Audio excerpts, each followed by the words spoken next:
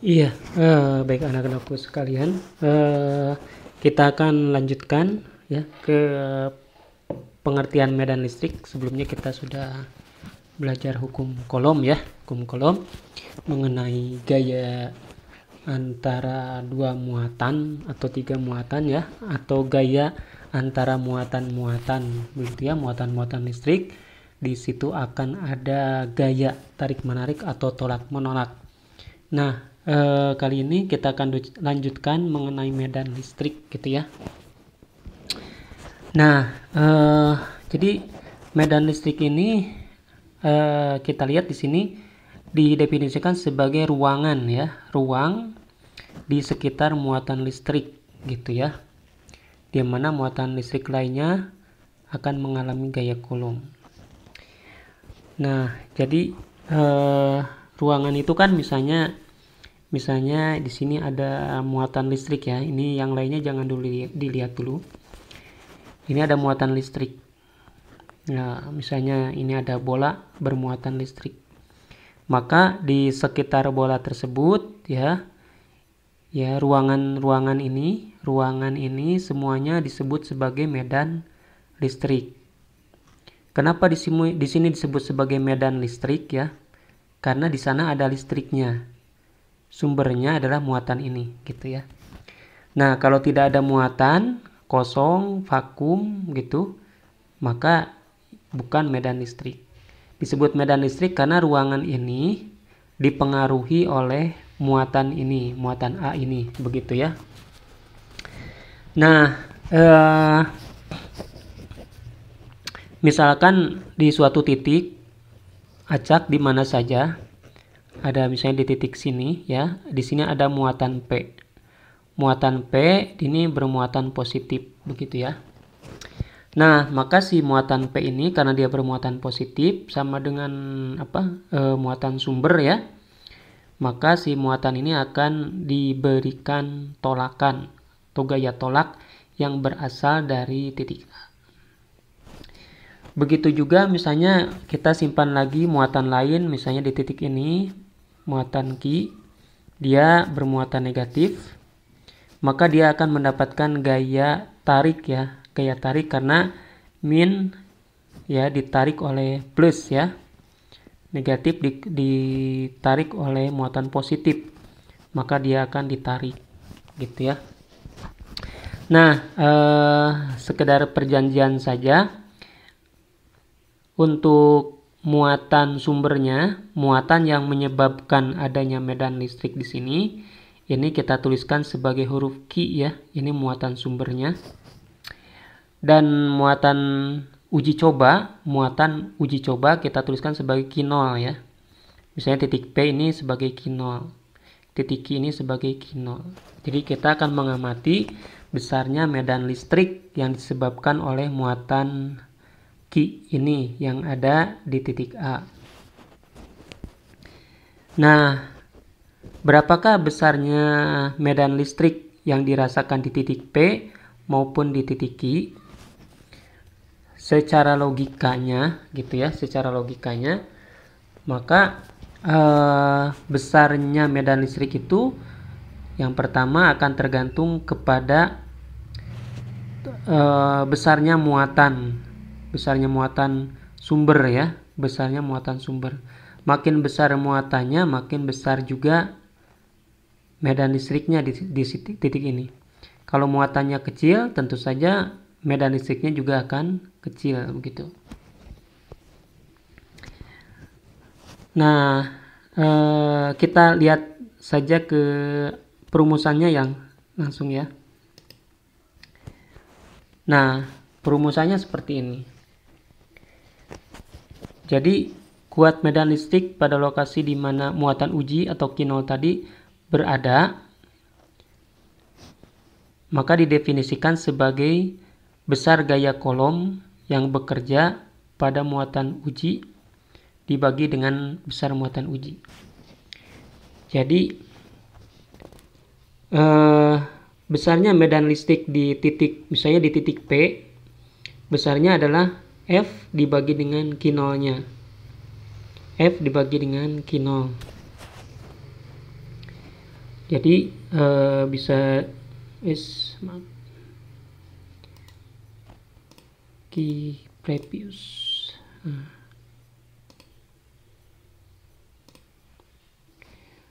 Nah, jadi ini berarti ini kan sama dengan F ini rumusnya K. Nah, besarnya gaya tarik menarik antara Q dan Q0. Q ini sumber sumber medan listrik tadi ya. Q0-nya adalah muatan uji ya. Dibagi dengan R kuadrat. Nah, ini rumus daripada gaya kolom. Dibagi dengan Q0-nya. Q0-nya itu adalah muatan uji. Jadi hasilnya adalah K Q per R kuadrat. Nah, bisa kita lihat ya, seperti yang sudah saya katakan sebelumnya, bahwa besarnya E itu tergantung daripada berapa muatannya ya, muatan sumbernya gitu ya. Kemudian berapa jaraknya dari titik tersebut, dari muatan tersebut, titik itu terhadap muatan gitu ya. Jadi tadi ini adalah A gitu. Nah, besarnya medan listrik di suatu titik P, dia tergantung daripada Q-nya, tergantung daripada Q. Yang kedua tergantung daripada jaraknya. Nah, berapakah medan ini? Gitu kan? Kalau misalnya ada titik lain, misalnya titik Q di sini, maka besarnya medan di titik Q, atau kita tuliskan sebagai EQ ya, di titik Q, tergantung daripada muatan penyebabnya ya. Dan yang kedua tergantung daripada jaraknya. Nah, tergantung daripada jaraknya. Lalu yang ketiga tergantung daripada K. K itu mediumnya. Apakah mediumnya ini ya? Jadi apakah ruangan ini merupakan ruangan kosong, ataukah ruangan ini terdapat udara gitu ya, terdapat oksigen, terdapat macam-macam udara gitu. Ataukah vakum itu tidak ada udara sama sekali gitu ya. Nah, jadi rumus E itu adalah seperti ini. Nah, namun kalau misalnya diketahui F-nya, maka kalian bisa menggunakan prinsip ini ya.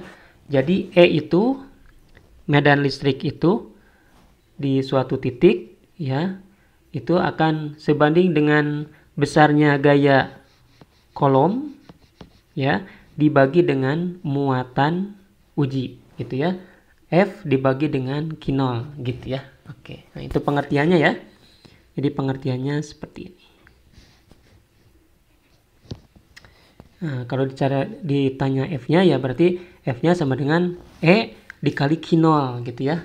Berapakah gaya kolom antara A dan P di sini misalnya A dan P, berapakah besar gayanya? Gayanya adalah Q0 dikalikan dengan medan listrik ya. Oke, sekarang kita akan lihat contoh soal ya. Kita lihat contoh soalnya. Sebentar, ini bagaimana nih? Ya, oke, ini dia.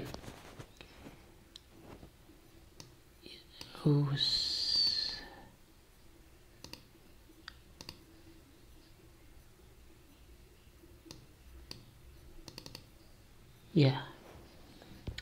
Tertutup. Iya. Oke, ini dia contoh soalnya medan listrik.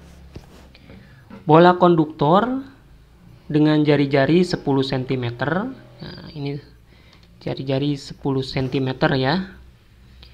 R-nya. bermuatan listrik 500 mikrokolom. Jadi Q-nya ini adalah 500 mikrokolom. Kemudian titik A, B, dan C terletak segaris seperti terlihat di gambar terhadap pusat bola dengan jarak masing-masing, yang A 12 cm, B-nya 10 cm, begitu, C-nya 8 cm ya. Kalau kita lihat di sini B-nya tepat berada di kulit bola ya, kulit bola. Jadi B ini sama dengan R-nya gitu. Hitunglah kuat medan listrik di titik A, B, dan C. Oke. Seperti yang kita ketahui bahwa medan listrik itu tadi rumusnya adalah K Q per R kuadrat ya. Q-nya merupakan Q ini. Q ini ya. Nah, cuman di sini kalau dari penjelasan materi sebelumnya kita melihat muatan itu sebagai muatan titik ya. Sebagai muatan titik. Nah, kita lihat di sini titik A begitu kan, gitu. Atau misalnya titik P ini selalu berada di luar bola A lah gitu ya. Seperti itu. Namun di gambar ini titik itu bervariasi. Ada yang di luar bola, ya, ada yang tepat di permukaan bola, dan ada juga yang berada di dalam bola. Nah, jadi bagaimanakah cara menghitung jari-jarinya? Oke, kita pertama akan menghitung dulu besarnya E di titik A ya.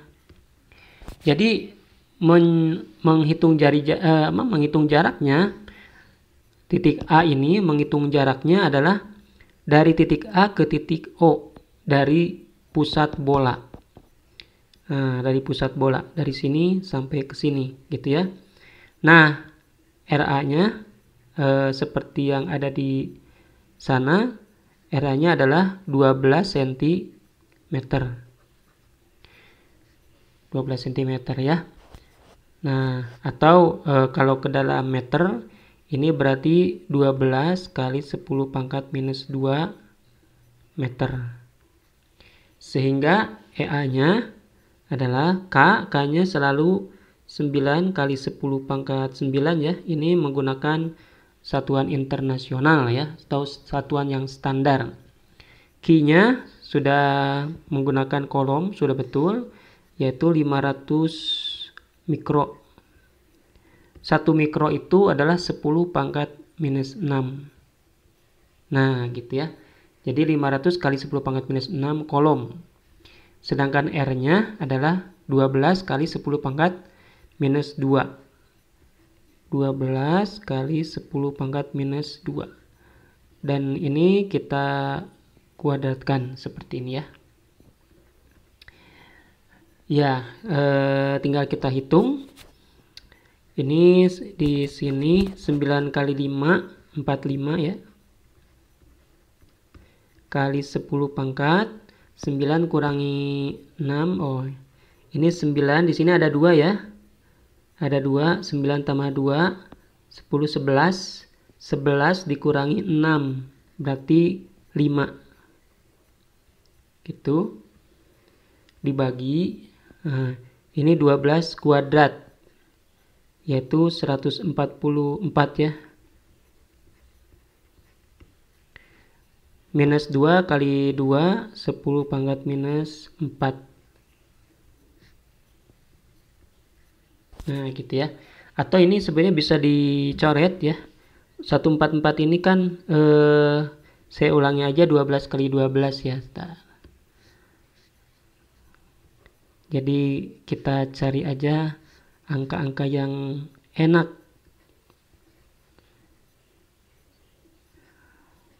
Nah, gitu ya.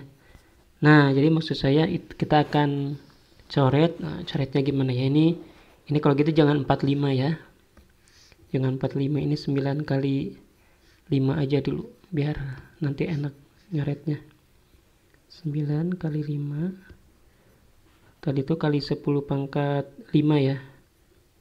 Nah gini, 12 ini kan 3 kali 4, 3 kali 4. Yang ini 3 kali 3, jadi 3-nya dicoret nih. Sisa 3, ini sisa 4 gitu kan.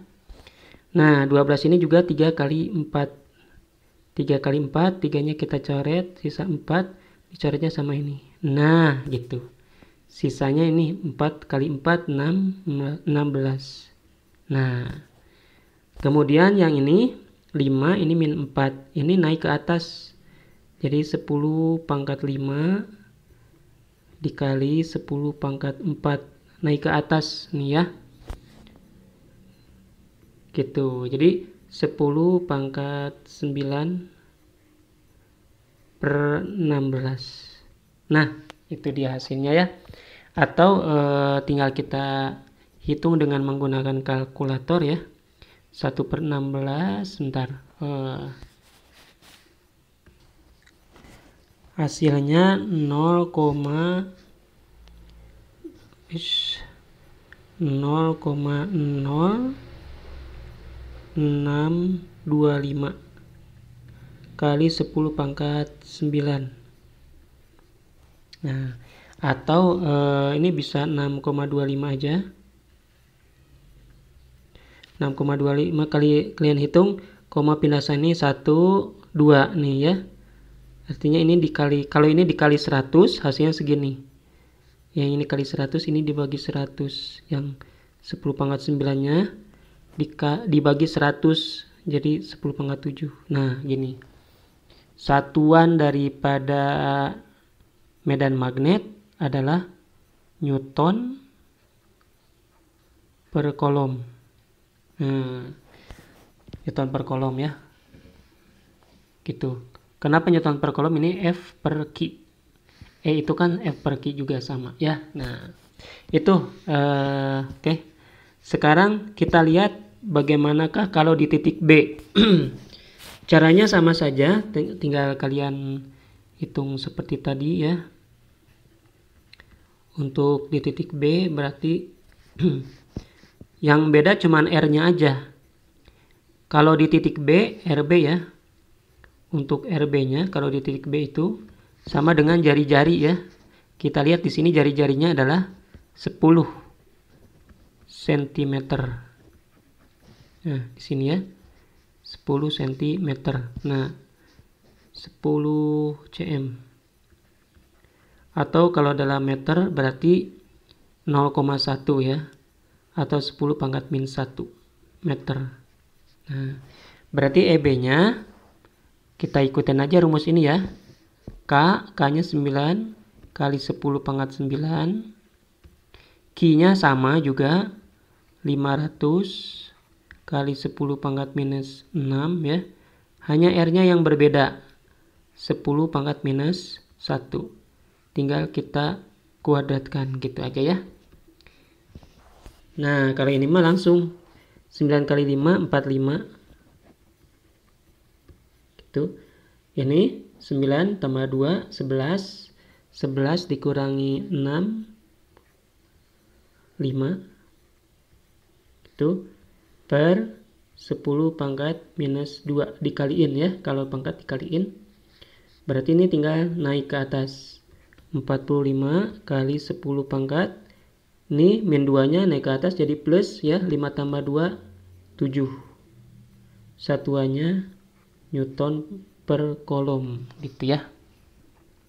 Berarti gedean mana tuh? Gedean di titik B ya. Gedean di titik B. Jelas ya. Pasti akan gede di titik B. Kenapa?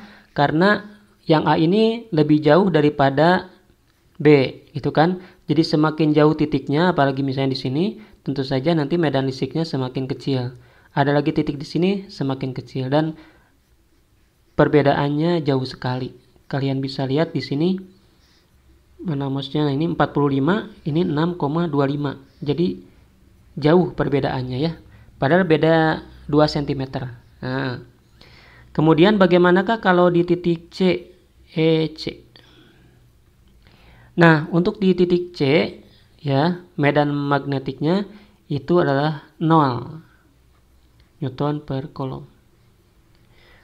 Ya, kenapa 0? Karena si titik C-nya berada di dalam bola, gitu. Jadi kalau dalam suatu bola konduktor bola ya, ini bolong ya, bolong. Bolanya bolong, maka si muatan-muatan itu akan ada di sini. Muatan-muatan itu apakah muatannya negatif atau muatannya positif? Muatannya itu berada di kulitnya ya. Kalau di dalamnya tidak ada muatan, sehingga EC-nya adalah 0. Baik, begitu. Sebetulnya materinya ini hanya medan listrik karena di sini ada latihan soal ya, jadi tentu saya harus menjelaskannya secara detail ya, secara detail. Rumusnya 1. Oke, kita akan lanjutkan di video berikutnya ya. Makasih.